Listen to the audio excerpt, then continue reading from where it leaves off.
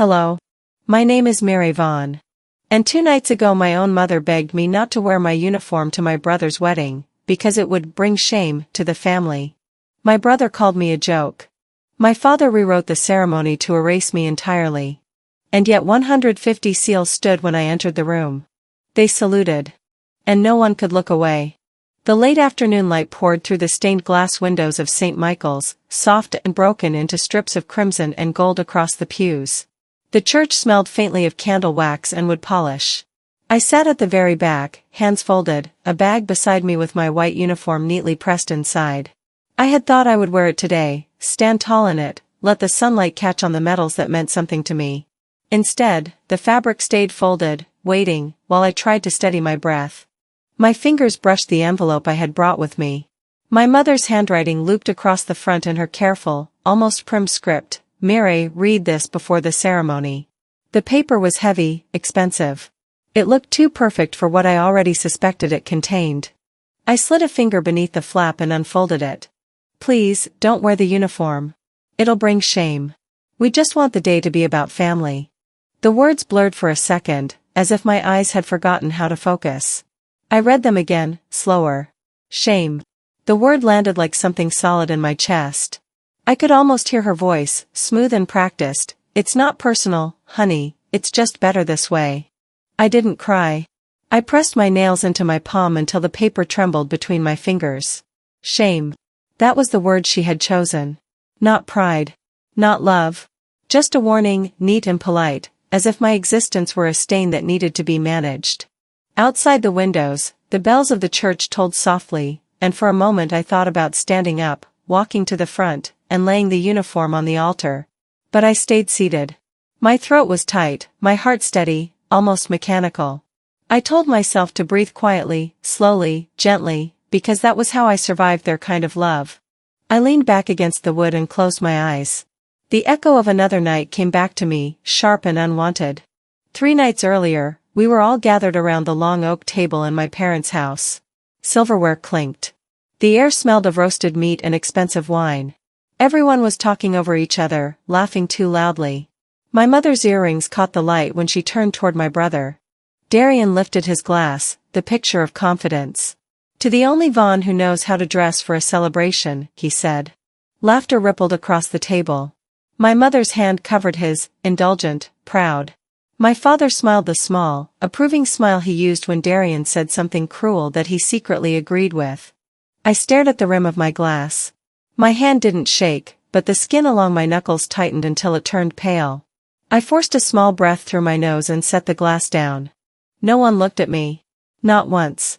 When my mother finally glanced my way, she was already mid-sentence about a charity gala she was hosting. Her voice had that practiced brightness, the tone she used in public. She didn't notice the way my jaw had clenched or the slight tremor in my breath. Inside, I whispered the words I would never say aloud, even in their warmth. I was the ice they avoided. My father shifted his attention to Darian again. "You've done good work, son. Real leadership. You carry the family name with pride." The words landed between us like stones. Darian's grin widened. He raised his glass again. "Someone has to, right?" The laughter this time was louder, freer. I stood quietly to refill my glass, careful not to spill a drop. No one noticed when I stepped out of the room. The hallway smelled faintly of lemon polish and old paper. My mother's favorite family portraits lined the wall, smiling faces, perfect poses. I was in some of them, but always off to the side, the extra in the background of a story that was never mine. When I returned to my seat, they had already moved on to dessert. My father was telling a story about Darian's new business contract. My mother interrupted to brag about how her son was making headlines in the state paper. The air felt heavy with admiration and self-satisfaction. I let them talk. I practiced my silence like it was discipline. In the service, silence meant control. At home, it was the only armor I had. The sound of a fork scraping against porcelain jolted me back to the present. The last light of day had shifted inside the church, painting the pews in gold and shadow. I was back in Charleston, sitting in that quiet sanctuary with my mother's letter folded neatly in my lap. A young Marine entered from the side door, carrying a stack of hymn books. He paused when he saw me, recognition flickering in his eyes. He nodded once, no words, just respect. I returned the nod. His presence, brief and wordless, steadied me more than any prayer could. I glanced again at the letter. My mother's words were short, but they had weight, like a command I'd already disobeyed by breathing. I could almost hear the conversation she and my father had behind closed doors. "She can't show up like that, Silas. People will talk. Let her. It's her mistake to make. You know what they'll say about us. About me. She's always been dramatic. She'll come around." Their voices, imagined yet familiar, blended with the quiet of the empty church. For years, I had believed my achievements were a bridge back to them. Each promotion, each medal, each night spent leading teams through storms and missions, I thought it might make them proud, or at least soften something inside them. But the truth settled in slowly, like dusk spreading across the pews. Nothing I earned could outweigh the discomfort of who I had become. They didn't hate the uniform. They hated what it reminded them of, the parts of themselves that never had the courage to stand for anything. I looked down at my hands, still marked by faint scars from field training, small reminders of what it took to reach where I was. My father once told me that people like me never understood restraint. Maybe he was right. I didn't understand restraint when it came to dignity. The air inside the church had cooled. Shadows stretched long across the marble floor. Somewhere near the front, I heard quiet footsteps, someone setting up flowers for tomorrow's memorial. Their rhythm was patient, steady, like a heartbeat I could borrow for a moment.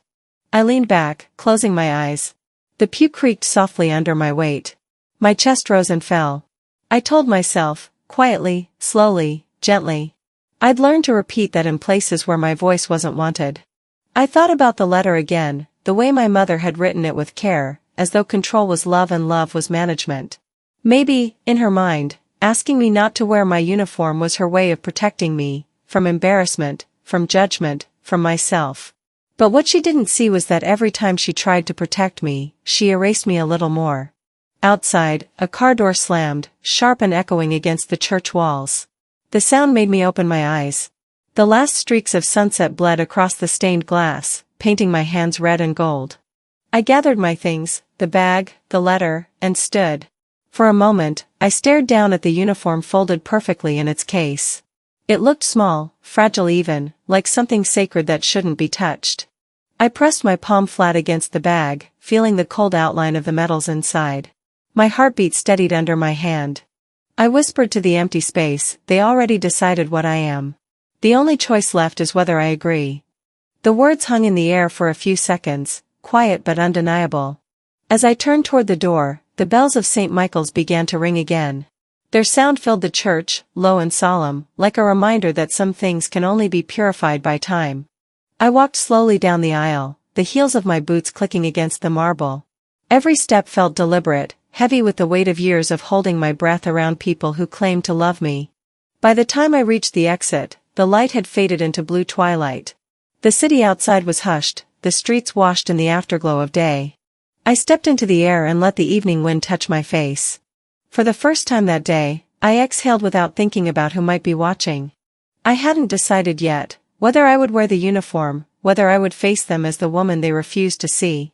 But deep down, I already knew the truth. They had condemned me long before this day.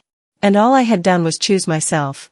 The front door creaked open with that same familiar groan, as if even the wood had grown tired of welcoming me back. I stepped inside the house I grew up in, where every floorboard knew my weight but none of the walls remembered me. The air smelled of lemon oil and that floral potpourri my mother insisted on keeping in crystal bowls. Everything looked preserved, curated, almost, as if emotion had been swept into the corners and covered in gloss. I set my bag down gently beside the bench in the foyer. The wall in front of me bore a gallery of frames in perfect alignment.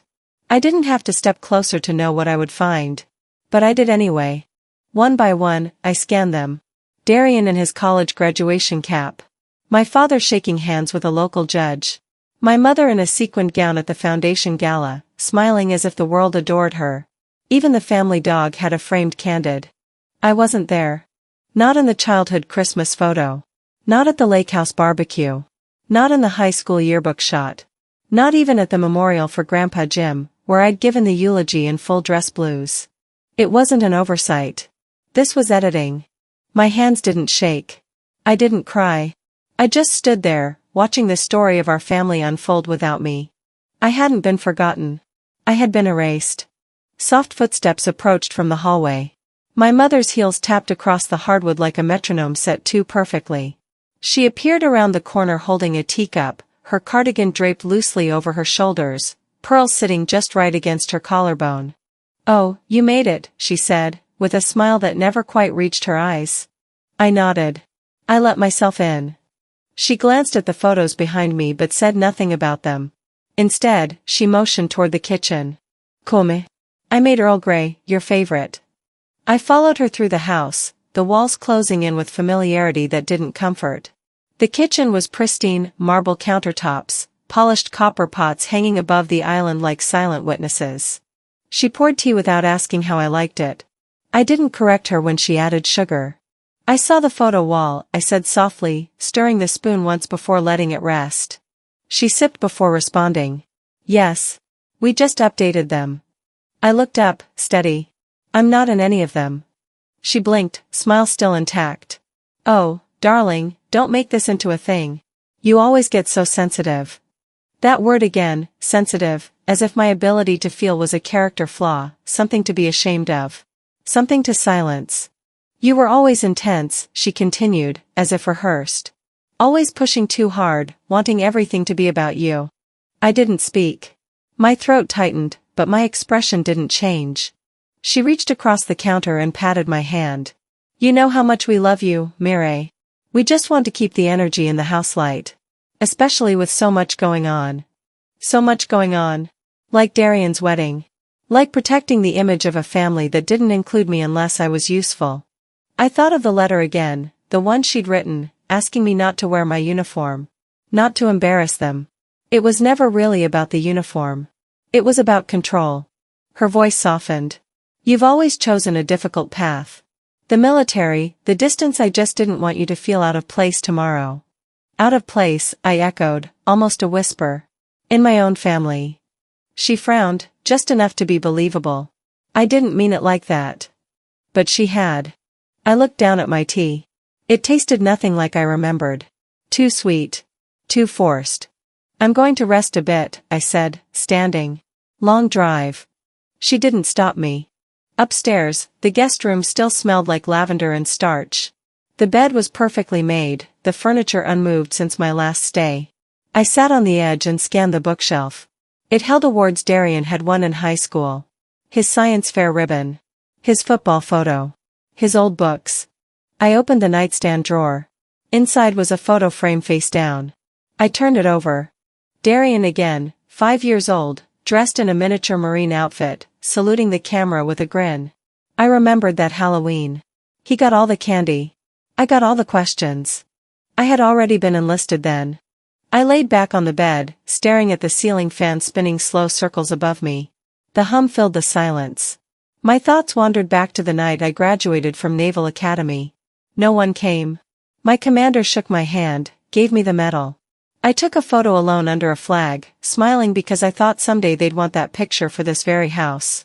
They didn't. I had spent years pretending their approval wasn't necessary, that my pride could stand on its own. But coming back here, walking into a museum curated without me, it broke something quiet inside. Not loudly. Not all at once. Just softly, steadily, like a bridge giving way under weight it was never meant to carry. And yet I was still standing. I closed my eyes and let the soft ticking of the clock lull me into memory. I remembered being 15, sitting at this very window, watching my father pull into the driveway. I had made honor roll that semester. I ran to him, holding the certificate with shaking hands. He glanced at it once. "Good," he said. "But let's work on your attitude next quarter." That was always the trade, they never gave love without asking for something in return. And now, even in silence, they were asking again. "Don't wear the uniform. Don't make it hard for us. Don't be yourself." But I had been someone else for too long. Gently, I exhaled. My chest didn't feel lighter, but it didn't collapse either. Healing didn't arrive suddenly. It happened softly, step by step. The photo of Darian still sat on the nightstand, frozen in a salute he never earned.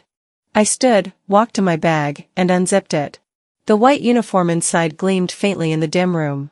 I reached in and placed the folded blouse over the photo frame. Not to hide it. Not to erase him.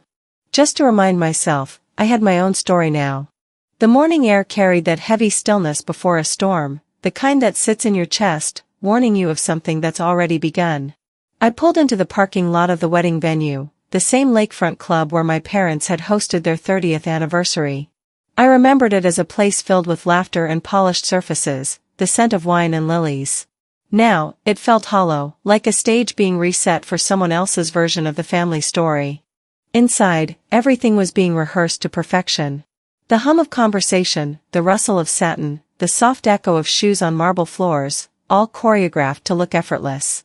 I found one of the event coordinators holding a clipboard and asked about the seating arrangements. "Oh, Miss Vaughn," she said, her voice light but nervous, "your father asked for a small change. You're over here, near the west exit." I frowned. "Near the exit?" She pointed down the hall, avoiding eye contact. "Yes, ma'am.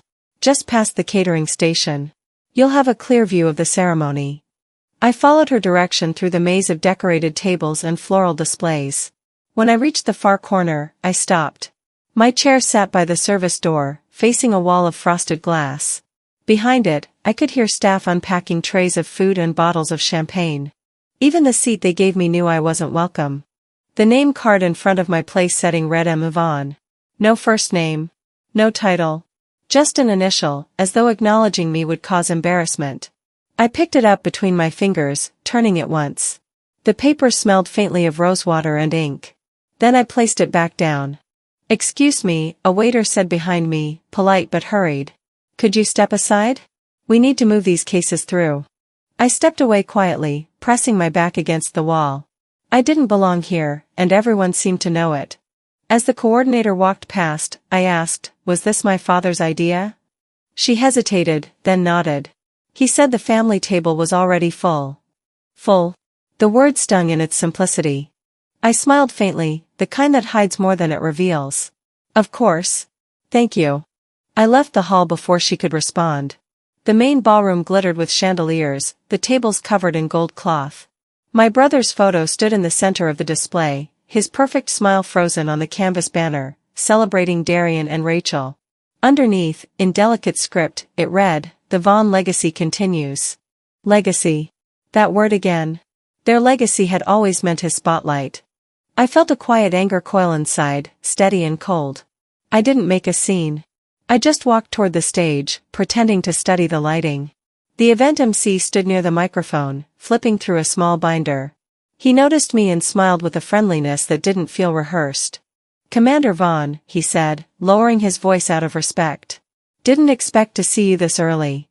"I like to be prepared," I replied. "You're handling the announcements?" "Yes, ma'am."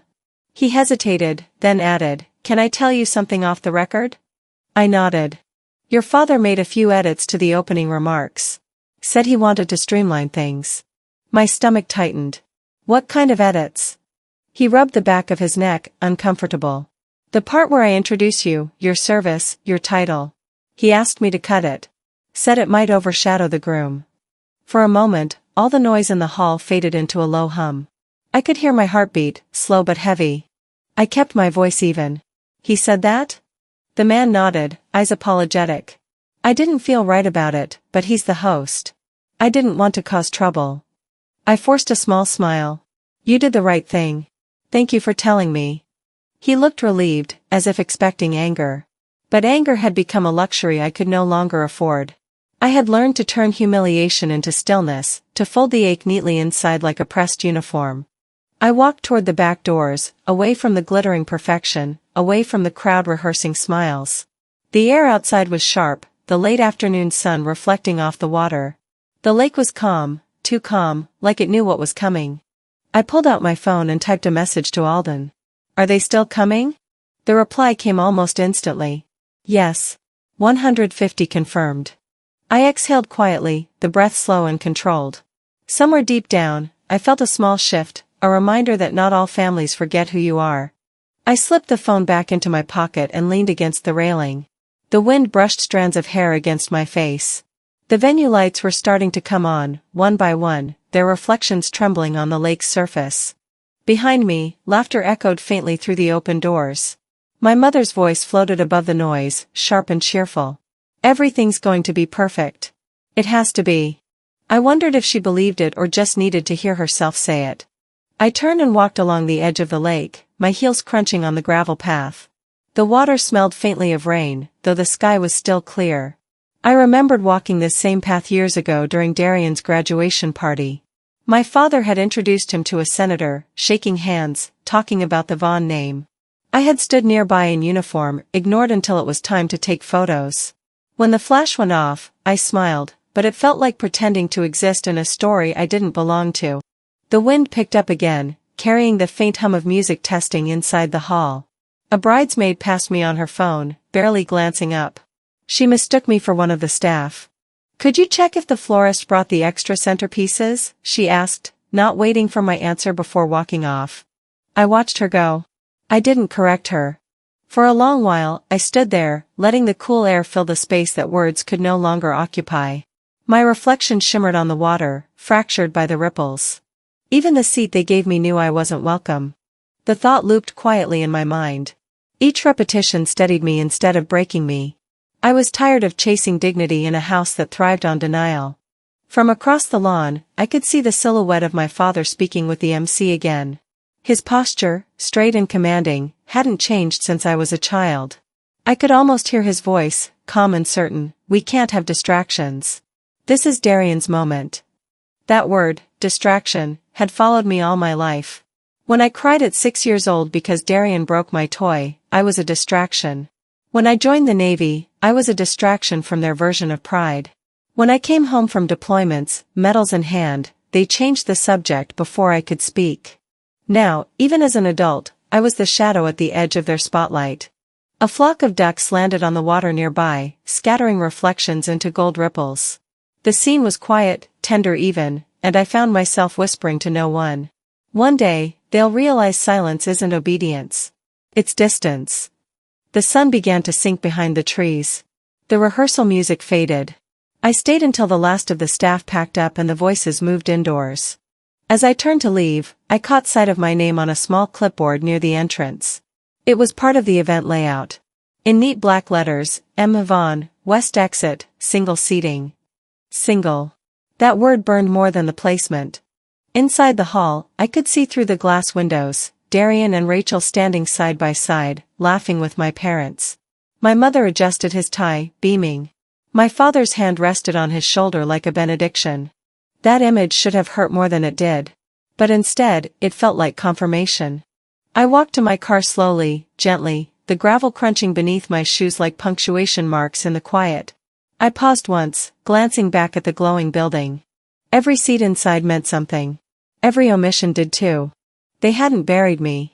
They just assigned me to the shadows, and called it keeping the peace.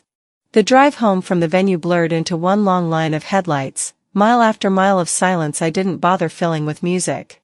By the time I reached my parents' house, the air had turned heavy, thick with that coastal humidity that always clung to Charleston before a storm. Inside, the lights were dim. The house looked still, untouched, as if it were holding its breath. I went upstairs to my old room. Nothing had changed. The floral curtains, the wooden dresser, the faint scent of lavender my mother used to spray on the pillows, it was all the same. It was eerie, the way a room could stay perfectly preserved while the person it belonged to faded out of it. I sat on the bed and reached for the shoebox tucked beneath it, the one I hadn't opened in years. The cardboard was worn, the lid soft at the corners. It had once belonged to my grandmother Edith, my father's mother, the only person who had ever seen me for who I was, not what I should have been. She died before I made lieutenant, but she was the one who wrote me every week during training. I lifted the lid. Inside were a few birthday cards, a faded photograph of me in my ROTC uniform, and a sealed envelope with my name written in her elegant cursive. Beneath it, the words, "For when you're doubting." I sat for a moment, the weight of that instruction heavier than the paper. Then I tore it open. Her handwriting ran steady across the page. "You were never meant to blend in. You were meant to lead. And if they're too blind to follow, walk anyway. You come from strong women, even if the men pretend not to see it. Don't let their fear make you small." The words blurred as my eyes filled. I pressed my thumb to the ink, smearing one of the lines. For a long moment, I didn't move. I could almost hear her voice, that soft rasp she had after years of cigarettes and laughter. When I finally folded the letter, I did it slowly, carefully, as though folding a prayer. I slipped it into the inside pocket of my uniform hanging in the closet. The fabric felt cold, the metals faintly clinking together when I brushed them. Outside, thunder rolled far off over the bay. I lay down, staring at the ceiling, tracing the familiar cracks in the plaster that looked like veins of a map leading nowhere. Sleep didn't come easily. When it did, it came shallow and fragile, breaking at every whisper of rain. At dawn, I dressed and drove into town. The streets were wet, the air tasting faintly of salt. The diner on Rutledge Avenue looked exactly as it had 10 years ago, same vinyl booths, same flickering neon sign. Commander Hewitt was already there, seated in a corner booth. He rose when he saw me, offering that same crisp nod I'd seen 100 times on deployment. "Admiral Vaughn," he said quietly. "Commander," I answered, sliding into the seat across from him. He ordered 2 coffees before I could refuse. His eyes looked different, older, maybe, or just more tired. He didn't waste time with small talk. He reached into his briefcase and slid a manila folder across the table. "I thought you should see this," he said. "You were meant to get in. You should have gotten in." I opened the folder. Inside was a copy of a letter addressed to the Naval Academy Admissions Board, dated 15 years ago. The letterhead bore my father's law firm. "To whom it may concern," it began. "While my daughter, Mary Vaughn, is academically qualified, I have grave concerns regarding her emotional stability and her ability to adapt to high-pressure environments. In my professional judgment, this path is not suitable for her temperament. I strongly advise reconsideration of her acceptance." My eyes followed every line slowly, as if reading it any faster would make it less real. Hewitt cleared his throat. "I came across it last week while reviewing old Academy correspondence. I couldn't ignore it. I kept staring at the page, letting the truth settle in piece by piece. I'd always wondered how I'd been rejected despite perfect scores, spotless records, glowing recommendations. I had believed it was timing or politics. Not sabotage.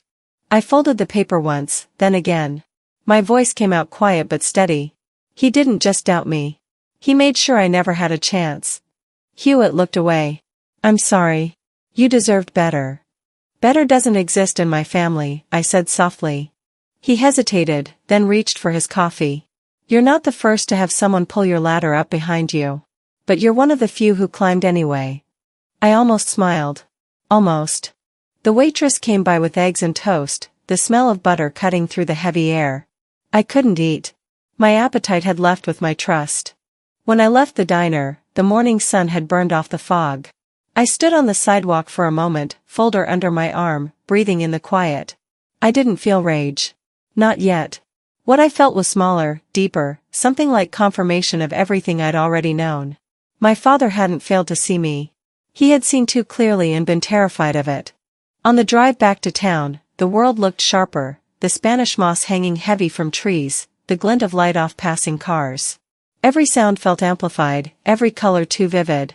I pulled over near a tailor's shop I'd passed 100 times. The sign in the window read uniform pressing, same-day service. On impulse, I took my uniform from the garment bag in the back seat and walked inside. The tailor, an older man with kind eyes, looked up from his sewing machine. "Big day coming?" he asked. I nodded. "Something like that." He ran his hand along the fabric, admiring the precision. "Dress whites. Haven't seen one of these up close in a while. You serving long?" 15 years, I said. He nodded with quiet respect. "They don't make many who last that long. What's the occasion?" I hesitated, then answered, "A wedding. My brother's." He smiled, unaware of the weight behind those words. "Family must be proud." I let out a soft breath, not quite a laugh. "They think it's their day." I paused, looking out the window toward the street. "But it'll be mine." He didn't ask what I meant. He just nodded, the way people do when they know not to pry. When I left the shop, the uniform hung crisp and gleaming in its plastic cover. I carried it carefully, feeling the weight of it against my palm. It wasn't just fabric and metals, it was proof of everything they said I couldn't be. At a stoplight, I caught my reflection in the window of a passing car. For the first time in a long time, I didn't look like someone waiting to be accepted. I looked like someone who had already stopped asking. The folder with my father's letter sat on the passenger seat beside me. I didn't need to confront him. The truth had already done that for me. Still, part of me wondered if my grandmother had known. If that letter she'd left had been her way of preparing me. If they're too blind to follow, walk anyway. I whispered the words aloud, testing how they felt on my tongue. They fit. They felt right. As I drove back toward the coast, the clouds began to thin, streaks of blue cutting through the gray. The storm had passed, but the air still hummed with the charge it left behind. Tomorrow, there would be no shadows to hide in. Not for me. Not anymore. She didn't raise a soldier. She raised a revolution. The morning broke with an edge of heat that clung to everything, the kind that makes the air too thick to breathe easily. I arrived at the venue early, before anyone else, before the noise and the smiles could fill the place again. The staff were still setting up, the faint hum of vacuum cleaners echoed down the corridor. I liked that sound, it meant I could think before the chaos began. In the prep room, a young coordinator handed me a packet of papers. Your father asked that you look this over, she said carefully, as if the words might bite her. The folder was labeled Final Program Script. I sat down at the vanity table, the mirror catching the pale light from the window. The first page read, Welcome and Introductions by Master of Ceremonies. My eyes scanned the lines quickly. We thank the Vaughn family for hosting such a joyous event, proud of their contributions to the community, led by Mr. Silas Vaughn, attorney at law, and his son, entrepreneur Darian Vaughn. There it was. My name appeared once, halfway down the second page, Ms. Vaughn, guest. That was all. No mention of my service. No title. No acknowledgement of the years I'd spent representing the country whose flag they used to decorate their own parties. He didn't just steal the spotlight. He rewrote the guest list to ensure I never existed. The edges of the page trembled slightly in my hands. I placed it down carefully, forcing myself to breathe quietly, slowly, gently. Losing control here would be exactly what they expected, another display to confirm what they'd always whispered, she's too intense. She doesn't know her place. Outside, voices grew louder. The doors opened and shut as florists and caterers filled the space with artificial laughter. I left the room, walking toward the patio where the breeze might clear my thoughts. The lake shimmered under the morning sun, blinding in its brightness. Darian stood near the railing, his suit jacket unbuttoned, glass in hand though it was barely past 10. The faint smell of bourbon clung to him, expensive, overconfident. He grinned when he saw me. Well, if it isn't the prodigal sister. Morning, I said, keeping my tone neutral. You look tired, he said, swirling his drink. Guess that military discipline doesn't make for good beauty sleep. I smiled faintly. You didn't have to bury me to rise, Darian. You chose to. He blinked, then laughed, a sharp, careless sound. You think they don't know? Of course they do. They've always known. He leaned closer, the smell of alcohol sharper now. That's why they keep you out. You make them look small. For a moment, I saw something almost human flicker behind his arrogance, fear, maybe. Then it was gone. I didn't react. I didn't give him the satisfaction. I simply looked past him, out at the water. He exhaled roughly, shaking his head. You always took everything so personally. Dad's just trying to make the day smooth. Mom's stressed enough as it is. You showing up in uniform would just confuse people. Confuse? I asked softly. Or remind them? He didn't answer. I thought back to when we were kids, the day I left for Annapolis. He was 14, gawky, and smug. My acceptance letter had felt like redemption back then, before it vanished. I remembered standing at the gate, suitcase in hand, waiting for a letter that never came. I'd waited 3 weeks before the official rejection arrived. We regret to inform you.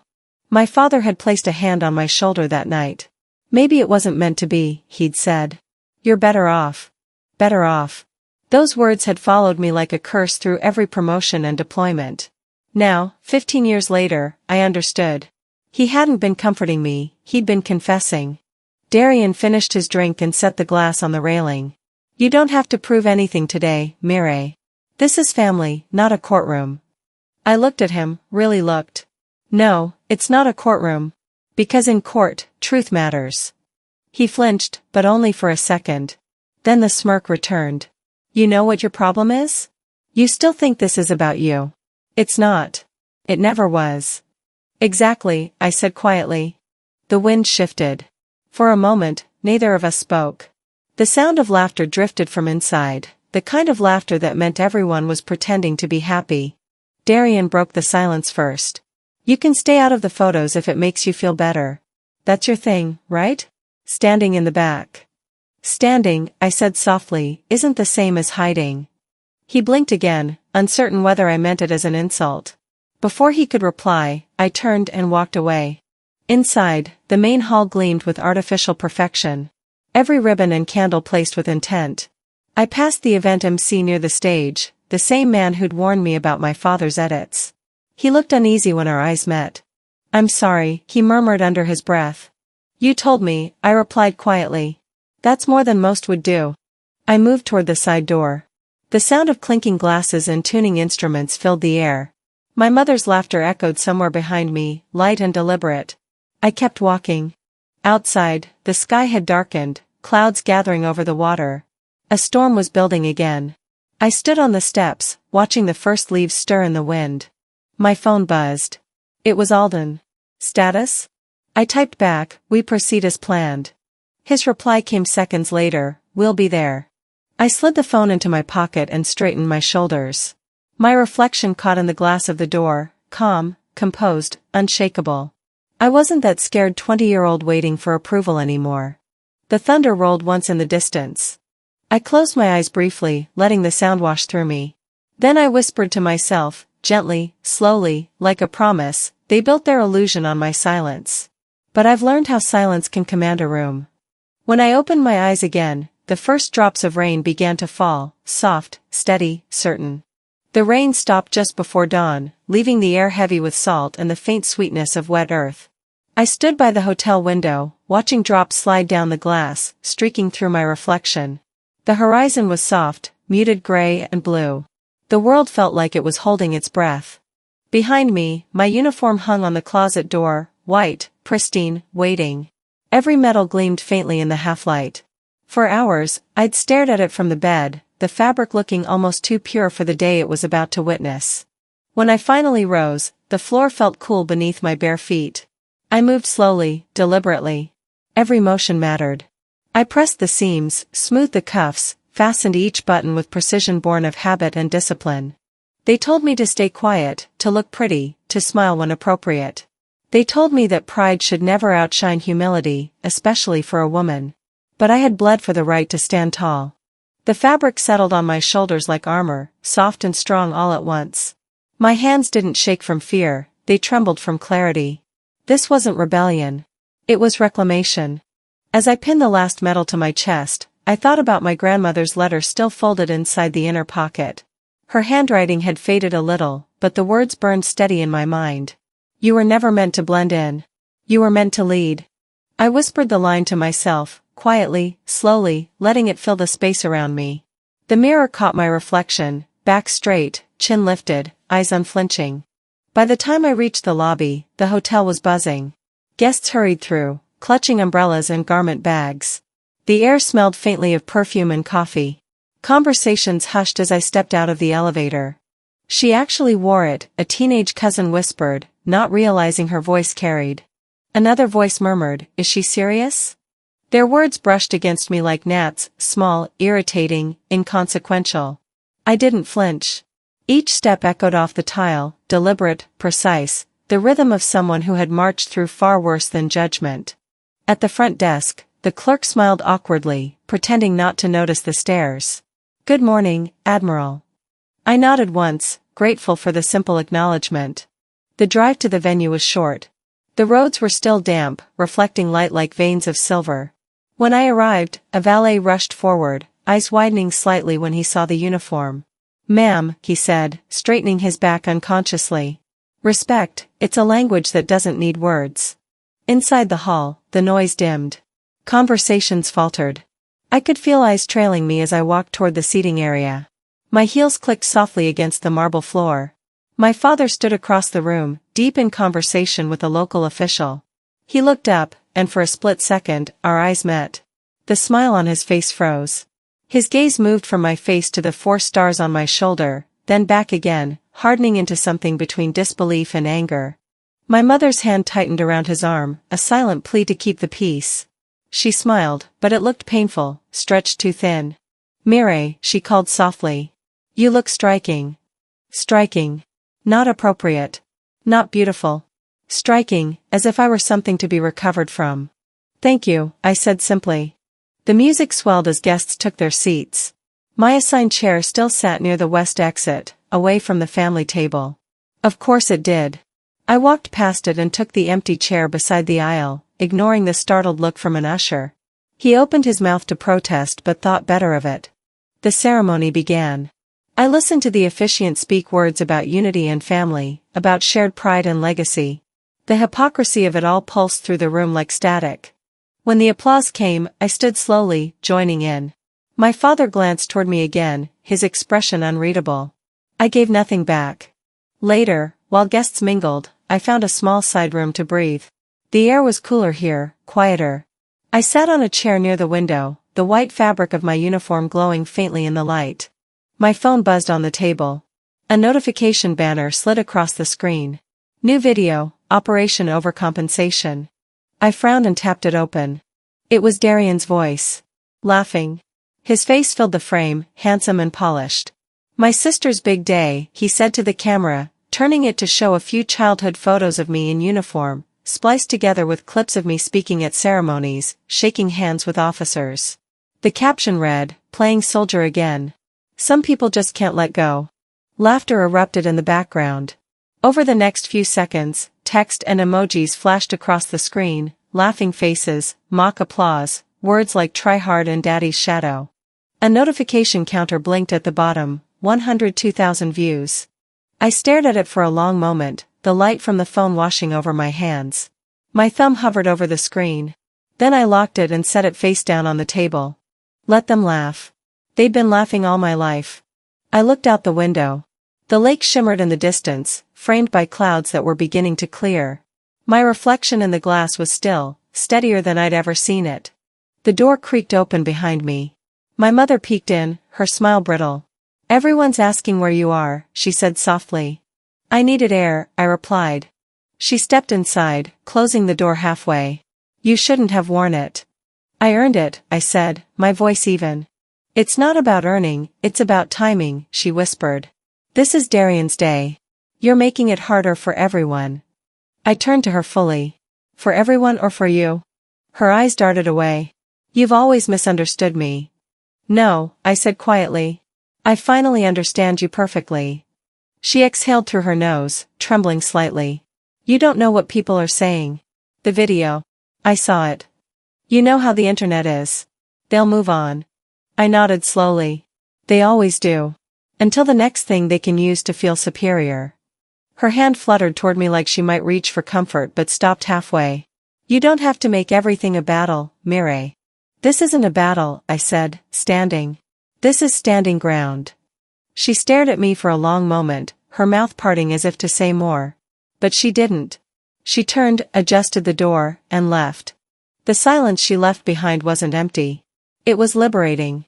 I sat again, my hands folded loosely on my lap. Outside, laughter and music floated through the corridor, distant and hollow. The world kept turning, unconcerned. I picked up my phone once more, not to look at the video, but to type a message to Alden. "Everything's unfolding as expected." His reply came seconds later, "Stay centered. We're ready when you are." I smiled faintly, a small, steady curve of calm. The door opened again, and a young cousin stepped in. She stopped short when she saw me. "Mom said you're in trouble," she blurted, eyes wide. "But you look cool." I almost laughed. "Thanks." "Are you mad at Grandpa?" she asked. I thought for a moment before answering. "No. I just finally learned the difference between respect and fear." She nodded like she understood, even if she didn't, then ran off. I stayed where I was for another few minutes, letting the world outside spin faster than I needed it to. Then I rose, smoothed my uniform, and looked at myself one last time in the window. Respect doesn't scream. It doesn't beg. It doesn't dress itself in apology. It enters, uninvited, and commands stillness. The hush didn't begin when I stepped into the room, it began with Alden's voice. One sharp sentence sliced through the air like a snapped flag in a storm. Correction. Admiral Vaughn. A beat passed, and then the sound fell completely away. I hadn't even reached the main aisle yet. I stood just inside the rear double doors of the grand ceremony hall, my boots resting gently against polished stone, sunlight behind me casting long, narrow shadows down the aisle like a runway cut through glass. The MC at the podium, flushed red from the correction, cleared his throat, visibly flustered. He stared at the note card in his hand like it had betrayed him. "We now welcome," he faltered, "Admiral Mary Vaughn. Not Miss, not Lieutenant. Not guest." My steps were even. Steady. Not too slow, not defiant. Just exact. I felt eyes track my movements as I moved down the center aisle. Rows of carefully curated guests, politicians, lawyers, journalists, donors, family friends, all pivoted in their seats, their faces a mix of confusion, recognition, discomfort. My mother's face was frozen in a smile that had cracked along the edges. My father stared straight ahead, his jaw locked tight, his fingers folded so deliberately in his lap I could see the white in his knuckles. Darian sat to their left, his mouth slightly open, a smirk dying on his lips. I walked past them all, past the rows of perfumed shoulders and tight-lipped whispers. Then it happened. From the left side of the hall, a sharp, resonant command, "Admiral on deck." The sound cracked through the space like a rifle shot. 150 bodies rose in perfect unison. Chairs scraped lightly. Heels clicked together. Arms snapped to foreheads. They were SEALs, officers, veterans, brothers and sisters from past missions. Some I hadn't seen in years. Some I hadn't expected to come. But they had come anyway. And now they stood, not as rebels, not as protesters, but as witnesses. The silence that followed wasn't awkward. It was reverent. This wasn't disruption. This was recognition. I didn't look left or right. I kept walking until I reached the front row. Then I turned. I stood still, facing them. The sound of the photographer's camera clicked softly. No one dared move. They tried to cut me out. But the room knew who led. And in that moment, it wasn't about wedding etiquette, or protocol, or family optics. It was about power. Real power doesn't announce itself. It doesn't ask for permission. It just walks in, and takes its place. I gave a single nod. No more than that. Slowly, the saluting SEALs lowered their hands and resumed their seats. But the silence lingered, thicker than before. The kind of quiet that reorders a room. I turned and took the seat reserved for me, front and center. Not by invitation. By necessity. The ceremony continued, but the atmosphere had shifted. The speeches sounded rehearsed now. Hollow. When Darian stepped up to speak, his usual confidence wavered. He cleared his throat twice. Stumbled over the word legacy. Glanced once in my direction and quickly looked away. I didn't smile. I didn't shift. I just sat there, spine straight, metals unmoving. From the back of the hall, the press whispered among themselves. A young journalist near the aisle leaned toward her colleague. "Who is she?" The other replied, "The one they couldn't silence." They tried to dress the day in gold, wrap it in flowers and curated speeches. But truth is louder than Tool. Truth doesn't need a microphone. Later, at the reception, I stood near the side of the ballroom, sipping water, watching. My mother made rounds with practiced grace. My father shook hands, laughing too loudly. Darian danced. The world spun, as it always did, around their image. But the photographers never left me. They watched every step I took. Every person who came to thank me. Every guest who quietly walked over to shake my hand, eyes full of something like apology. A journalist approached with a notepad. "May I ask, how long have you held the rank of admiral?" "Long enough," I said quietly. She hesitated. "I ask because the press release, well, it listed you as lieutenant." I tilted my head slightly. "That's not a mistake. That's a choice someone made." Her pen stilled. "Do you want to comment?" "No," I said softly. "They already did." As she walked away, I watched the flicker of understanding pass through her expression. She would write what needed to be written. And I didn't need to explain. Alden appeared by my side, nodding once. "You good?" "I'm steady," I replied. He smiled. "You made the room stand." I didn't answer. I just looked around the ballroom, noting how even the most polished people shifted a little when I passed. They didn't know what to say. So they said nothing. And that was enough. They'd had every chance to stand with me before. Now, they stood because they had no choice. I stepped outside for air, letting the door swing shut behind me. The evening was quiet, the trees rustling softly above. I took a breath and felt the calm settle back into my body. The stars overhead blinked through clouds that were finally starting to break. The salute wasn't for tradition. It was for truth. I didn't expect them to be there. But when I walked into St. Michael's that morning, 2 days after the wedding, the sight of those 2 empty chairs confirmed something I hadn't realized I'd still been hoping for. The memorial was already in motion. Sunlight streamed in through the tall, arched windows, landing in warm stripes across the polished pews. Flags stood at half-staff. The smell of old wood, candle smoke, and faint cologne from the Navy chaplain clung to the still air. Everything in that space was quiet. Sacred. I stood at the altar, hands folded in front of me. My uniform was pressed. My ribbons rested cleanly on my chest. The folded letter from Grandma Edith sat quietly in my inner pocket. The program read, Commander Mary Vaughn, United States Navy, Keynote Eulogy. They'd printed the title wrong. Still, out of habit or design, I didn't know anymore. But when the chaplain introduced me, he said it correctly. Admiral Vaughn, the floor is yours. I stepped up to the podium and adjusted the mic. No music. No lights. Just the weight of the room. I've buried more friends than I can count, I began. But today isn't about numbers. It's about stories. About voices that won't speak again unless we carry them forward. I paused. My gaze swept across the room. 2 chairs in the front row were reserved. Each had a white rose resting on its cushion. They were meant for my parents. They were still empty. I let the silence settle for a beat longer. Some gave everything, I continued. And some refused to even show up. A few heads turned. I saw Alden seated toward the middle, his jaw tight, his posture perfect. I didn't need to say more. Later that evening, I sat at my kitchen table, the late sunlight touching the tile in soft gold. I hadn't changed out of my uniform. It felt right to keep it on for what I was about to do. 3 envelopes sat in front of me. Each one addressed, each one intentional. The first was to the mortgage company, removing my name from the loan I had co-signed for my parents over a decade ago. The second was to the family attorney, terminating my power of attorney, revoking my role as financial guarantor, medical contact, or emergency proxy. The third was to the Veterans Association, requesting that my parents be removed from any honorary listings or dedications linked to my name or service. I signed each one slowly, my pen steady.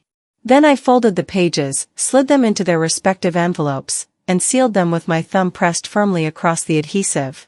Across the kitchen table, a framed photo of me and my parents from 15 years ago still sat on the windowsill. I'd kept it there all these years, not because I believed in the moment it captured, but because part of me hoped it would grow into something real. Now, I picked it up, opened the back, and removed the photo. I didn't tear it. I didn't burn it. I simply placed it face down inside the drawer and closed it. Flashback hit me without warning. Age 22. I stood at a bank counter, pen in hand, signing the loan documents while my father hovered behind me. He clapped me on the back. Family looks out for each other, he said, with that same grin he wore when telling a half-truth. I nodded, young and eager to prove that I belonged. Now, at 37, I had proof of something else, just how much I had carried that wasn't mine. I walked down my street just after sunset, the cool air brushing against my cheeks. My uniform still bore the scent of the church candles. A little boy on a bicycle rolled past, then stopped, turned, and raised a hand in salute. I paused, surprised. I returned the salute quietly. His mother watched from across the street, offering me a nod. No questions. Just acknowledgement. Back home, I placed the letters near the front door, ready for the mail carrier in the morning. My phone buzzed as I poured a glass of water. The screen lit with a voicemail icon. I recognized the number, my mother's. I didn't want to listen. But I did. Her voice cracked before she spoke. We didn't mean harm. We just didn't want you to feel left out. There was a long silence. I thought she had hung up. Then came the click. No apology. No recognition of what they had done. Just the same old language of avoidance, dressed up as concern. I didn't call her back. I didn't draft a response or save the message. I sat at the kitchen table, water in hand, uniform still pristine, and allowed the quiet to do what words never had, bring peace. There was no anger left. Only space. Space where duty used to be. Where obligation once held its roots deep in my chest. I looked around my home, not grand, not inherited, but mine. Built with salary and sacrifice. Paid for in silence. Maintained by grit. The weight I had carried all those years, it wasn't just financial. It was emotional. Invisible. Expected. And I had finally set it down. I stood slowly, gently. My legs ached, but it wasn't from the day. It was from years of holding things that weren't mine. As I made my way to the living room, I caught a glimpse of myself in the mirror above the mantel. The woman looking back was not diminished. She was refined. Tempered. When I stopped carrying them, I remembered how it felt to walk tall. It had rained just enough to darken the bricks outside the reception hall. A shallow puddle had formed at the base of the stairs, nothing dramatic, just enough to catch a stiletto heel and twist it sideways. She fell slowly, as if her body hadn't believed it yet. Curran's arms flailed once.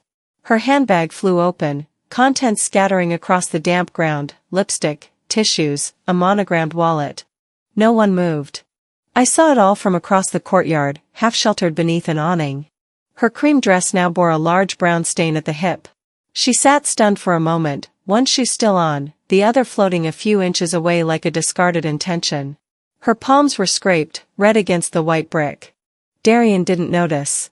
He was on his phone, likely checking views, likely texting the same people who had laughed at me days earlier.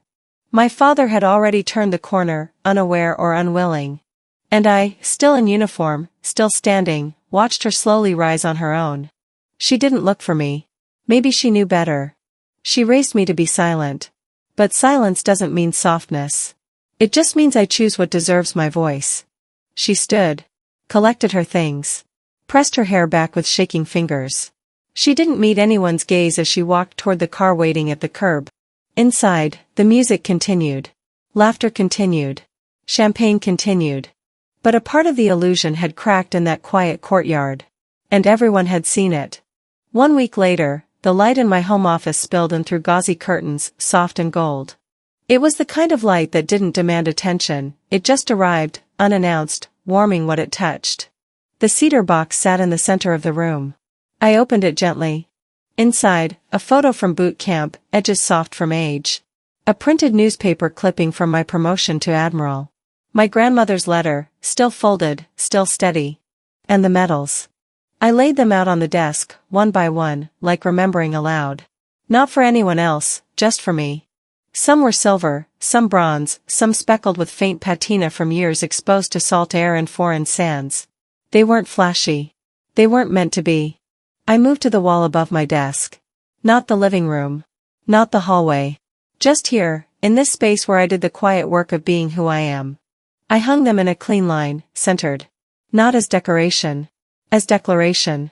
Below them, I fixed a brass plate. It read, Admiral Mary Vaughn, earned, not inherited. No fanfare. No ribbon. Just truth, mounted where no one could revise it. I sat back, breathing in the stillness. Slowly. Softly. I didn't need applause. I didn't need a rewrite. The truth had been mine all along. That afternoon, the mail slot clinked. I opened the front door and bent down, picking up the envelope. It was handwritten. Cream paper. My mother's script. I didn't open it immediately. I walked it to the kitchen. Made tea. Let it sit on the table beside me as the kettle steamed and clicked. When I finally opened it, her words came in loops that tried to sound steady. We see it now. But I suppose we always saw it. We just didn't want to accept who you were, because we knew we'd never live up to it. There was no apology. Only a quiet, reluctant confession. I didn't smile. I didn't cry. I folded the letter once. Slipped it into the back of the cedar box. Not on top. Not displayed. Just stored. I didn't get justice in their words. But I found peace in my own. As the sun lowered, casting soft amber across the wall, I stood before the medals again. Their surfaces reflected the fading light, not brightly, but persistently. The way truth always finds a way to remain, even when people try to rewrite its shape. My shadow stretched across the floor behind me. The house was quiet. There would be no family portrait with these medals. No public gallery. No false narrative. Just me. My name. My wall. They called it rebellion. I call it return, to the woman I was never allowed to be. What they called defiance was, in truth, a return. A return to the version of myself they had worked so hard to silence. If you've ever been asked to shrink yourself for someone else's comfort. If you've ever stood quietly while your worth was erased from the room. This story was for you. What would you do if the people meant to protect you were the ones rewriting your history? Let me know in the comments. I'd love to hear your voice. And if this story stayed with you, subscribe for more. The next one might be yours.